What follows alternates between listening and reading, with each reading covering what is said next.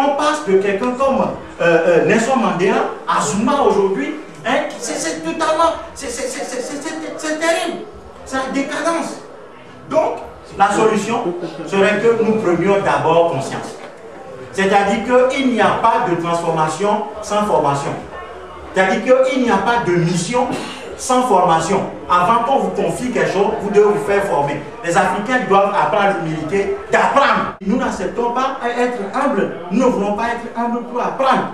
Voilà, quelqu'un qui a 3 doctorats, quand il raconte des bêtises, bon, le cuisinier qui lui peut-être n'a pas été à l'école, quand tu lui dis non, grand frère, vous êtes dans l'erreur, il dit non. Il dit non, parce que ben, toi tu as été où, moi j'ai 3 doctorats. Voilà, donc il faut qu'on soit humble. Et que ce n'est pas ce type de débat, c'est pas ce type de débat qu'on apprend. Voilà, Sankara disait que lorsque vous voulez trouver la solution à un problème, il faut installer le débat. Il faut installer le débat. Comme ça, on saura qui est qui dans la masse. Voilà. Donc, la solution serait que les Africains se fassent former, se forment et aillent à la bonne école. Je ne dis pas l'école coloniale. C'est pas l'école coloniale ne nous donnera jamais les clés de compréhension de nos problèmes et les outils pour déconstruire ce système et reconstruire l'Afrique. Donc, nous devons installer des cadres de réflexion indépendants. Donc, des écoles alternatives où nous allons apprendre l'Afrique. Il faut apprendre l'Afrique. Voilà. Et faire en sorte que nos enfants connaissent l'Afrique. Voilà. Autrement, il y a des Africains aujourd'hui qui sont contents. Leurs enfants ne parlent pas les langues africaines. Ils sont contents. Moi, mon enfant ne parle pas le BT, bien le Béti ou bien le Mina. Non, mon enfant ne parle pas le Baoulé. Il parle français, il parle allemand. Et on est content. Non. Donc, apprenons à connaître l'Afrique et ensuite décidons, c'est ça la solution. Il faut qu'on décide une fois de s'affranchir. L'esclave qui n'est pas capable d'assumer son statut mérite ce qui lui arrive, disait Thomas Sankara. Donc, commençons par réfléchir, commençons par nous organiser, commençons par nous fraterniser, commençons par installer la paix entre nous, Africains, hein, entre nous, Togolais, entre Maliens, entre Burkinabés, entre ceci, redéfinissons notre identité qui est africaine et commençons par travailler, commençons par réfléchir, commençons par aborder les problèmes et commençons surtout par envisager ce que nous pouvons mettre à la place du cadre actuel. Autrement, si vous libérez un pays africain, si vous n'avez pas réfléchi sur ce que vous allez mettre en place, vous allez retomber dans le même système, ce qui sera beaucoup plus difficile. Voilà. Autrement, il faut connaître l'Afrique. L'Afrique avait un modèle de société et une économie. Voilà. L'Afrique avait un modèle économique qui n'est ni capitaliste ni socialiste. Voilà. Réfléchissons. Ok, donc je pense que c'est assez intéressant. Donc on va faire comme ceci. On va procéder comme suit. Je prends 3 dernières questions en bloc. Et donc le conférencier va essayer de répondre à ces 3 questions, à ces 3 interventions. Et puis là, vraiment, parce que moi je suis sûr. Oui. On va manger à Internet. Ok. Oui. 1, 2. Non, il a déjà intervenu. Comme bon, je vous donner la chance aussi. Là, on travaille. Oui, voilà. Moi, c'est Tido. Je suis africain, né au Togo. Voilà. Donc, tu m'as plagié. Voilà. Justement, je copie le noir. Voilà. Maintenant, je vais être bref. Je vais juste poser une question toute simple. Elle est celle-ci. Aujourd'hui, on est réunis ici et on parle du problème ivoirien, africain en général. Pour citer Gandhi, Gandhi disait il faut toujours faire partie de la solution et non du problème. Mais je remarque que chaque fois que l'on s'assied pour causer, on a toujours un débat sur le problème et le fond du problème. C'est vrai, ça permet d'être informés et autres. Mais que faisons-nous aujourd'hui? On a plein d'intellectuels comme vos conférenciers, il y a d'autres. Qu'est-ce que nous aujourd'hui pouvons apporter d'autres de plus que ceux qui ont essayé que ça n'a pas marché, comme les Gbagbo, comme les Sankara. Aujourd'hui, pourquoi s'asseoir? Pourquoi venir ici et causer? Oh, c'est vrai, à part être informé, qu'est-ce qu'on fait pratiquement? Parce qu'il est temps de quitter la théorie quand même et de pouvoir agir. Merci. Merci. Deuxième intervention. Bonsoir le conférencier. Je suis vraiment content d'être ici ce soir. Ça m'a permis d'apprendre beaucoup de choses, puisque je ne suis pas trop politique. Mais c'est toujours bien de connaître les histoires de notre pays. J'accepte le fait que nous avons moins d'informations, ce qui nous permet déjà moins d'être au courant de ce qui s'est passé il y a de cela des années. Vous, puisque je me dis que vous avez plus d'informations que moi, tout à l'heure vous avez parlé des livres qui ont été écrits, comment est-ce que ça s'est passé avec l'esclavage en Afrique il y a de cela des années. Vous qui avez la possibilité d'être en possession de ces livres, peut-être d'après vos recherches. Moi je ne fais pas de recherches parce que bon, je me dis, comme on l'avait dit tout à l'heure, c'est passé il y a de cela des années. Et bon, vous qui avez les moyens, ou vous qui avez des idées de faire des recherches et retrouver ces livres qui ont été écrits il y a des années, pourquoi est-ce que vous ne faites pas en sorte que ceux qui sont dans l'ignorance puissent être au courant de ça? Aujourd'hui, on accuse le manque de médias en Afrique, ce qui nous permet déjà moins d'être au courant de ce qui s'est passé. Vous, aujourd'hui, je crois que vous pouvez créer un site internet où vous allez par là permettre de lire et savoir vraiment quelles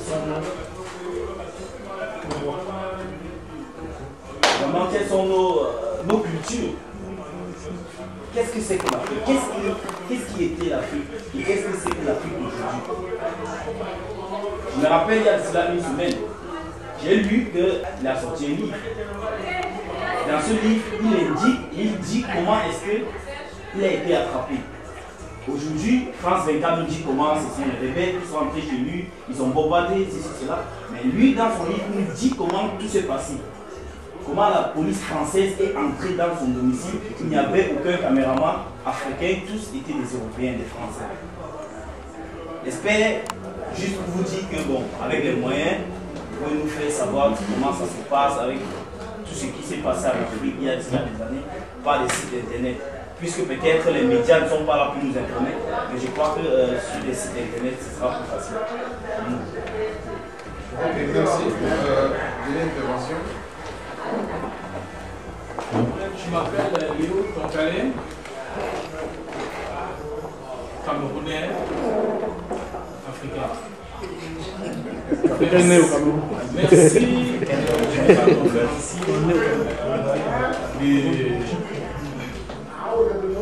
tout ce que vous nous avez fait jusqu'à présent.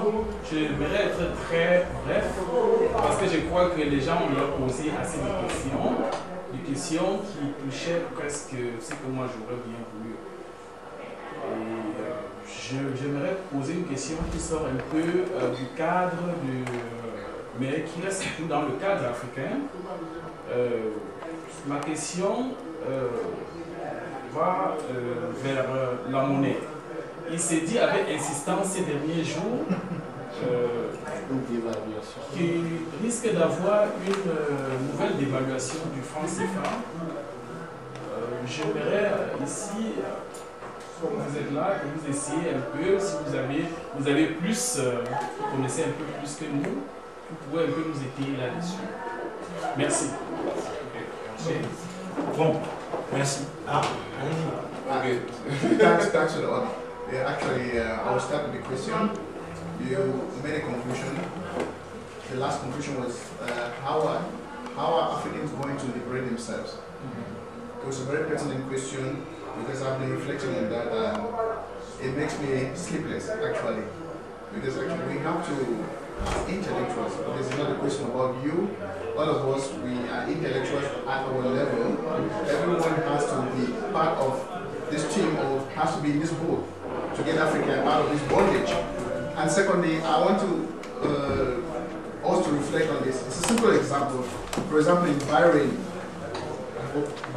France, in Bahrain, there was a revolt. It was a popular revolt. That was an honest revolt. They wanted change. America didn't intervene.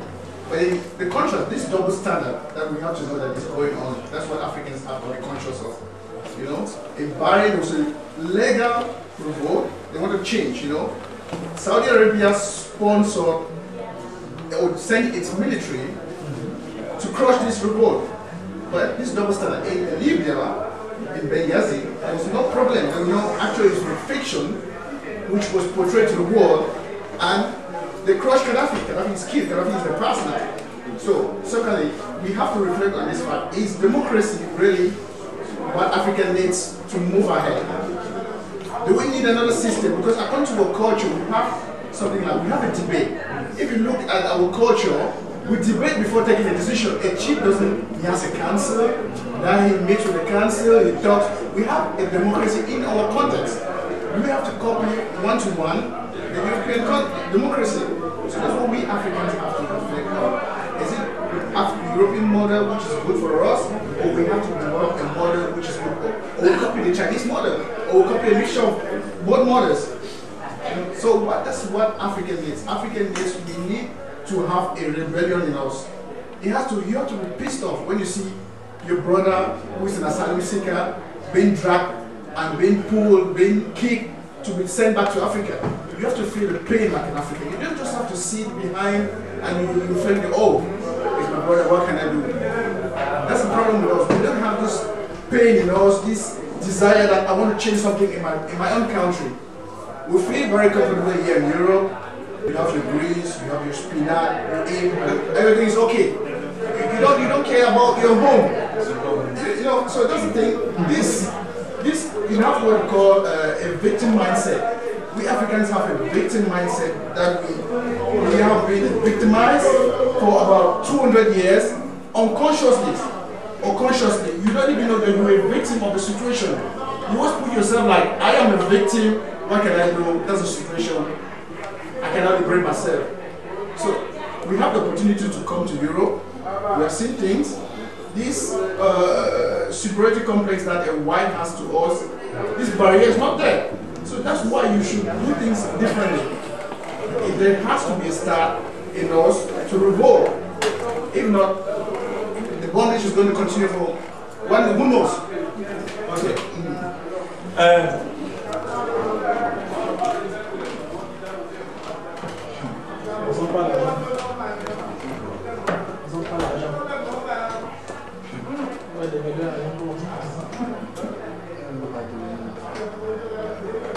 Les Noirs ne mesurent pas la réalité de la situation. C'est-à-dire que lorsque Nkrumah disait que United Now, c'était un cri de guerre, les gens rigolaient. Nkrumah n'envisageait pas la situation de l'Afrique en ces termes. Nkrumah ne voyait pas les Africains être à ce niveau aujourd'hui. Nkrumah voyait les problèmes. Effectivement, il voyait des problèmes. Mais Nkrumah n'imaginait pas que 50 ans après, les Africains soient en train d'aller vers la disparition. Puisque si vous avez un peuple qui ne mange pas à sa faim, qui meurt, voilà, mais qui passe de 800 millions à 1 milliard, ça veut dire qu'on a fait qu'augmenter le nombre de morts. Voilà. Voilà. C'est-à-dire mathématiquement, on a fait qu'accroître le taux de mortalité en Afrique. Voilà. C'est ça que ça veut dire. Donc aujourd'hui, comme le frère l'a dit, les Africains doivent sentir toute la peine dans leur chair. Les Africains doivent vivre révoltés tout le temps. C'est que normalement nous devons être le peuple qui dort le moins sur terre. Voilà. Les Noirs doivent être en permanence en rébellion. Voilà. Les Noirs doivent voir rouge tout le temps. Mais on est là, on rigole. À l'heure où nous sommes ici, il y a des gens qui dansent. Il y a des frères qui sont là. Ils sont là. Ils mangent, ils causent, ils rient. Ils ne savent pas. La maison est en feu, l'Africain rit. Voilà. Voilà. La maison est en feu. Le tsunami s'annonce, l'Africain ne continue pas à dormir. Malheur à toi, gare à toi si tu tentes de le réveiller. Si tu le réveilles, quand il se réveille, il te fout un coup de poing. Parce que tu es en train de traumatiser son sommeil. Le gars veut mourir, il veut mourir tranquillement dans son sommeil, tu veux le réveiller. Non. Donc, il faut que les Noirs comprennent que personne ne défendra les intérêts de l'Afrique à la place des Africains. C'est aussi simple que ça. Si l'Afrique abandonne la formation de ses enfants à un système extraverti, à l'étranger, eh bien l'étranger les formera à l'aune de ses intérêts. C'est ainsi qu'on a des soi-disant diplomates en Afrique qui sont sortis des écoles de relations internationales à l'Occident. Mais l'Occident a une vision du monde. On enseigne les relations internationales selon la vision de l'Europe. Le droit international, c'est une fabrication de l'Europe. L'ONU, c'est les Occidentaux. Ils l'ont fait à notre absence d'ailleurs en 1945. Tout ce qu'on appelle le droit international, ça fait partie de ce que j'appelle la boîte à outils. La boîte à outils des Occidentaux pour dominer le monde. Il y a un certain nombre de notions qui sont piégées pour nous. C'est le cas de la notion de la démocratie. Voilà, les Africains doivent livrer aujourd'hui, avant toute chose, une bataille lexicale. Il y a une bataille de vocabulaire aujourd'hui à mener. C'est-à-dire que lorsqu'on nous parlera des droits de l'homme, il faut ajouter droits de l'homme blanc. Voilà, quand quelqu'un vous dit « Oh non, Kadhafi viole les droits de l'homme », il faut dire « Il viole les droits de l'homme blanc ». Parce qu'en réalité, nous n'avons pas de droits de l'homme pour nous. Voilà. Donc nous devons redéfinir un certain nombre de notions. Le thème de la démocratie, vous l'avez dit, la démocratie est une invention africaine. La diplomatie est une invention africaine. La tactique ou bien la pratique de l'arbre à banane. La délibération se faisait en Afrique de façon démocratique. Autour de l'arbre à banane. Aujourd'hui, ceux qui ont écrit l'histoire, ceux qui ont écrit notre histoire disent que ça c'était ringard, que ça prêtait au ridicule. Et on bombe ça et on dit démocratie, une personne, une voix. Tout en sachant que le cadre est vicié en amont. Donc, cette démocratie-là, ce n'est pas de ça dont nous avons besoin. Voilà. En plus, l'idée de la démocratie et des droits de l'homme donne l'avantage à l'Occident qui se dit porteur de ces valeurs pour aller toujours attaquer les autres, puisque c'est elle dit qu'aujourd'hui, c'est-à-dire qu'il ne s'agit plus de guerre. De conquête et de tout ça, mais c'est des guerres pour apporter la démocratie et les droits de l'homme. Bon, alors, pour apporter la démocratie et les droits de l'homme, il n'y a que ceux qui l'ont, ou bien ceux qui les ont, qui peuvent les apporter. Donc, autrement dit, l'Occident s'attribue un rôle dans le monde qui est toujours d'aller agresser les autres sous le prétexte d'apporter la démocratie et les droits de l'homme. Voilà, peu importe l'opinion du peuple, peu importe. Tout ce qui a été fait dans le pays, on dit non, c'est la démocratie que nous vous apportons. Vous devez l'accepter. Voilà. Vous n'avez qu'à l'accepter. Donc, ce que nous disons, c'est que dans la réflexion, et là j'aborde la question du frère qui consiste les actions, dans la réflexion, nous devons à la fois théoriser sur le système et son fonctionnement, mais aussi théoriser sur ce que nous avons à construire demain. C'est-à-dire qu'une société africaine qui soit à l'image de l'Afrique et qui satisfasse effectivement les intérêts des Africains. C'est-à-dire que nous devons retourner dans notre histoire pour trouver les modèles de délibération qui étaient les nôtres, qui ont été effacés. Voilà. C'est-à-dire qu'on peut moderniser la pratique de l'arbre à banane sous forme de démocratie directe.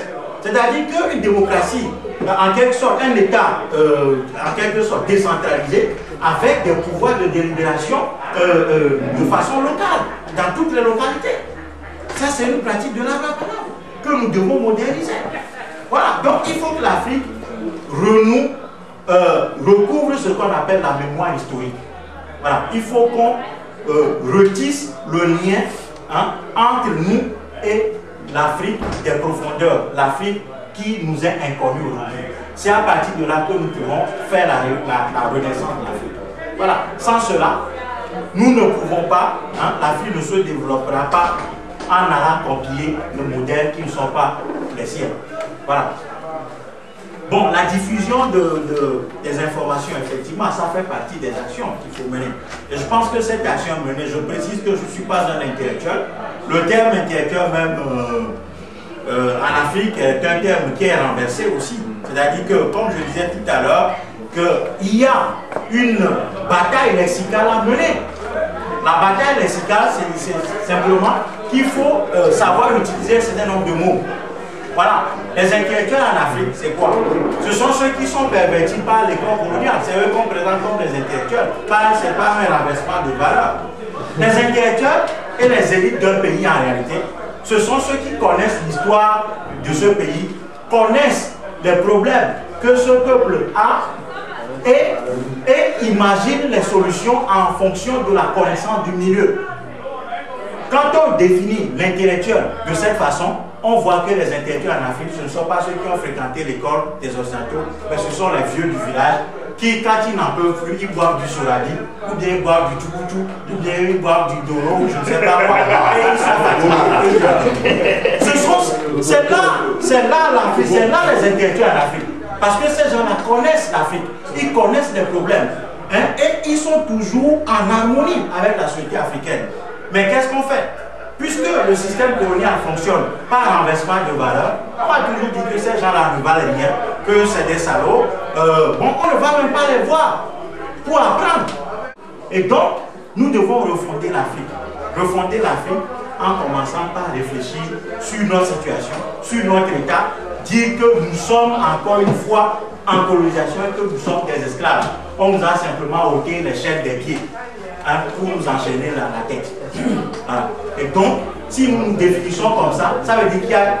Ça veut dire définir notre statut de cette façon ne veut pas dire que bon, il n'y a rien à faire. C'est un cri de guerre. Quand nous disons que nous sommes encore colonisés, ce n'est pas une démission, ce n'est pas une caricature, c'est un cri de guerre. Si nous disons que nous sommes encore des esclaves, ça veut dire qu'il y a une mission. Donc de nous libérer. Et nous devons le proclamer. Et à partir de là, nous allons remettre la main sur l'espace africain et nous allons pouvoir le transformer. Voilà. Quand vous ne maîtrisez pas un espace, vous ne pouvez pas le transformer. La réalité est que l'Afrique a échappé aux Africains depuis maintenant 3000 ans. Voilà, à partir du moment où nous avons perdu l'Égypte, nous avons perdu l'Afrique. Et ça ne fait que continuer. Et donc, il y a un moment, il faut prendre la décision d'arrêter cela, hein, et réfléchir sur comment, hein, reconstruire l'Afrique. Mais ceci ne sera fait que si les Africains, effectivement, hein, décident de s'affranchir. Voilà. Et dans ce cadre, par exemple, nous avons par exemple lancé une idée dernièrement à l'université de Grenoble où nous étions appelés à faire une conférence. Nous avions lancé l'idée d'organiser une manifestation le 10 décembre qui consisterait à organiser des manifestations des Africains et à brûler ou à déchirer la Charte des Nations Unies et la Déclaration universelle des droits de l'homme. Parce que nous ne nous retrouvons pas dans ces tests-là, dans ces outils. La révolution commence par des événements symboliques majeurs. Donc on s'attaque aux symboles qui sont forts, qui sont sacralisés en quelque sorte. C'est-à-dire qu'on nous confine dans l'ONU, alors que l'ONU a coopéré contre nous. Depuis la création de l'ONU, il n'y a que les guerres. Et on utilise, lorsque l'ONU vient attaquer, lorsque l'ONU couvre des guerres, et lorsqu'elle ne couvre pas certaines, bon, après on utilise, le ACR vient nous donner des pansements. Quand on est blessé, l'ONU vient nous panser, et bon, hein, mais elle continue de violer, hein, tout ça. L'ONU, c'est avec l'ONU qu'on a assassiné Lumumba. La guerre du Biafra a été faite avec le consentement de l'ONU. La guerre de Côte d'Ivoire a été faite avec le consentement de l'ONU. C'est l'ONU qui a aujourd'hui attaqué, qui a contribué aussi également à attaquer la Libye, ainsi de suite. Donc, à quoi ça nous sert de nous dire membre de l'ONU ou bien l'ONU, à chaque fois qu'il y a un problème, d'évoquer l'ONU? Il faut commencer par s'attaquer à ces symboles-là. Bon, malheureusement, pour un certain nombre de raisons, nous avons dû ajourner cette manifestation parce que nous n'avons pas réussi à convaincre des Africains autour de l'idée. Les gens nous avaient dit que brûler ces textes-là équivalait à brûler la Bible ou le Coran ou les constitutions des pays africains, tout simplement parce que ces textes ne sont pas respectés. Donc, nous, on a préféré ajourner cette manifestation, mais je crois que l'année prochaine, on va travailler de sorte qu'effectivement on puisse faire ce type de choses. Nous allons filmer ça nous-mêmes et montrer ça. Voilà, parce que nous savons que les médias ne vont pas couvrir ça, mais nous-mêmes, nos actions, nous devons les filmer, nous devons archiver tout ce que nous faisons. C'est comme ça qu'un peuple écrit son histoire. Les types de cette conférence, nous devons les enregistrer, hein, le son, les images, les notes, nous devons les conserver. C'est comme ça qu'un peuple écrit son histoire. Voilà. Et donc, commençons par réfléchir, organisons ce type de réunion, invitons les gens que nous pouvons inviter, projetons des films, débattons de ces films et essayons de construire effectivement une conscience africaine. C'est à partir de cette conscience africaine que nous allons véritablement travailler pour libérer l'Afrique. Une dernière chose pour terminer, c'est les médias. Effectivement, nous avons réfléchi, en tout cas au sein de notre organisation, sur une radio en ligne, mais j'avoue que le projet a été confié à un informaticien qui s'y connaît. Moi je ne le connais pas, et bon, le monsieur finalement n'a pas fait le travail. Et donc il y a aussi de ces comportements qu'il faut voir dans le fonctionnement, parce que bon voilà, quand on confie une mission à quelqu'un, il faut véritablement qu'il assume. Mais comme je l'ai dit, il ne peut pas y avoir transformation, il ne peut pas y avoir mission et action sans formation. C'est la formation qui porte l'action. Donc les Africains doivent se faire former. Ça c'est très important. Voilà, j'en aurais terminé. Et... La question du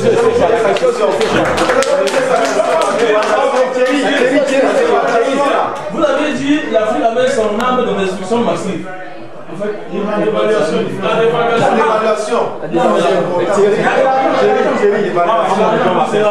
Non, effectivement.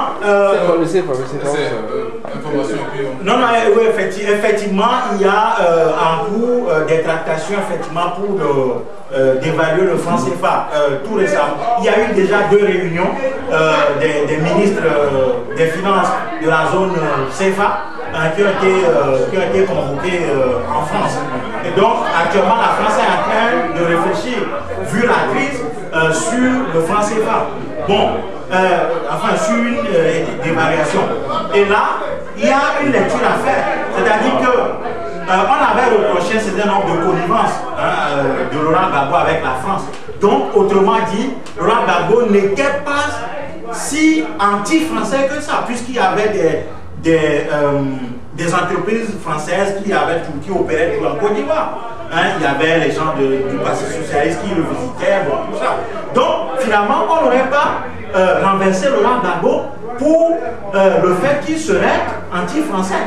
Non pas aussi parce qu'il aurait perdu les élections, mais tout simplement parce que la Côte d'Ivoire avait toujours cette rhétorique de créer une monnaie.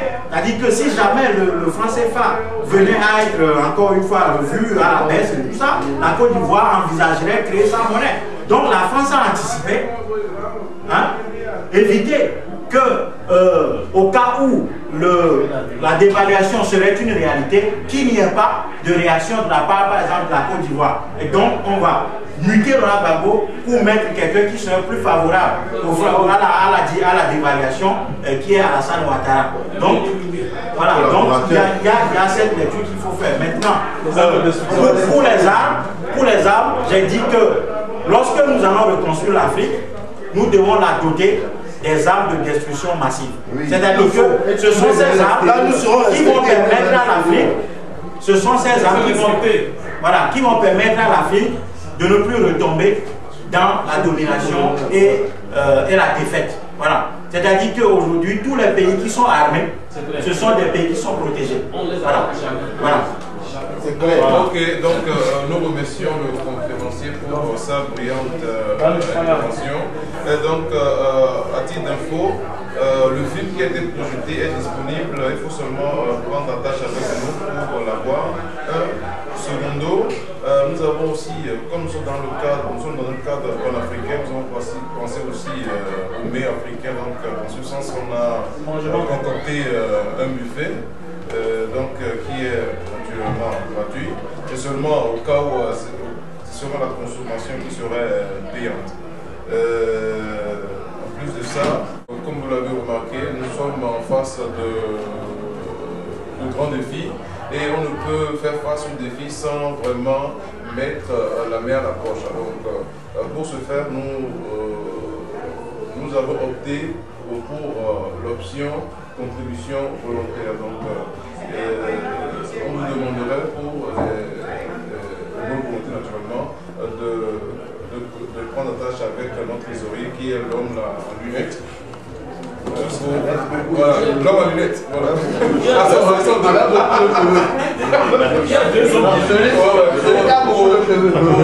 Pour les volontaires. Donc, je vous remercie encore, mais le combat continue. Le débat continue. Comme on l'a dit, la lutte continue. Parce que à vous voir jeunes, tout là, ça nous donne le courage de continuer, quoi. Donc, et on sait aussi qu'on peut compter sur vous, parce que certes, ce qu'on a en face de nous n'est pas si facile, mais avec vous, je pense qu'on peut faire bouger les montagnes. Je vous remercie.